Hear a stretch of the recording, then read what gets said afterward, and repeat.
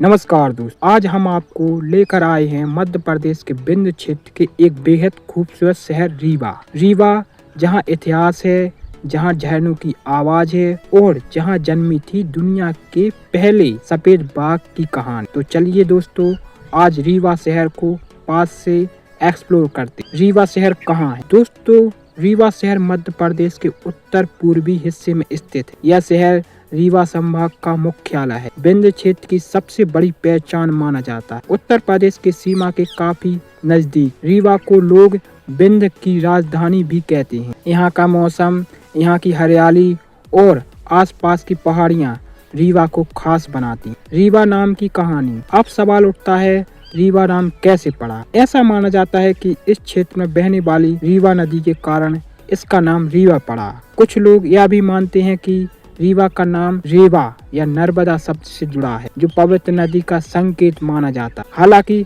अलग अलग मान्यताएं हैं, लेकिन पानी और प्रकृति रीवा की पहचान हमेशा से रही। दोस्तों, रीवा का इतिहास काफी समृद्ध और गौरवशाली रहा है। रीवा कभी रीवा रियासत की राजधानी हुआ करता। यहाँ शासन किया बघेल राजवंश ने। बघेल शासकों ने रीवा को शिक्षा, कला और संस्कृति का एक मजबूत केंद्र बनाया। सफेद बाघों की कहानी। रीवा की सबसे बड़ी पहचान है सफेद बाघ। दोस्तों, दुनिया का पहला सफेद बाघ यहीं रीवा के जंगलों में पाया गया था। उस सफेद बाघ का नाम था मोहन। रीवा के महाराजा ने उसकी देखभाल की और यहीं से सफेद बाघ की वंश परंपरा दुनिया फैली। आज भी रीवा को सफेद बाघों की धरती कहा जाता है। रीवा के झरने कुदरत का तोहफा। रीवा सिर्फ इतिहास नहीं बल्कि यह प्राकृतिक से भी भरपूर है। चाचाई जलप्रपात मध्य प्रदेश का सबसे ऊंचा जलप्रपात है। मानसून में बेहद खूबसूरत। यहाँ खड़े होकर कुदरत की ताकत महसूस होती। बहुत ही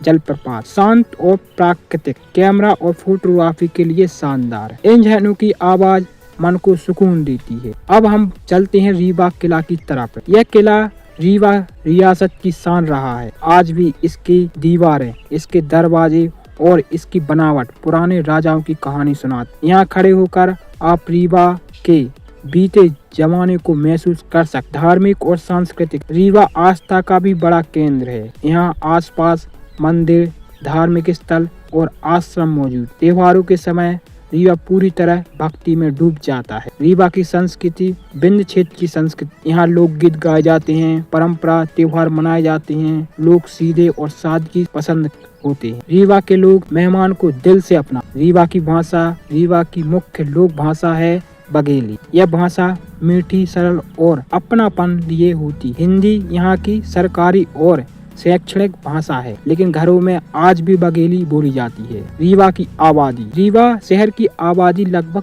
2 से 2.5 लाख के बीच। यहाँ हिंदू, मुस्लिम, सिख, ईसाई सभी समुदाय मिलजुल कर रहे। आज का रीवा शिक्षा का केंद्र बन रहा है। मेडिकल और प्रशासनिक सुविधाएं बढ़ रही। धीरे धीरे आधुनिक शहर बन रहा है, लेकिन इसके बावजूद रीवा ने अपनी संस्कृति और पहचान अब तक संभाल कर रखी। तो दोस्तों, रीवा सिर्फ एक शहर नहीं, रीवा इतिहास है, प्राकृतिक है और सफेद बाघों की अमर कहानी है। अगर आप प्राकृतिक इतिहास और शांति एक साथ देखनी है तो रीवा जरूर आइए। जय हिंद, जय भारत, जय बुंद।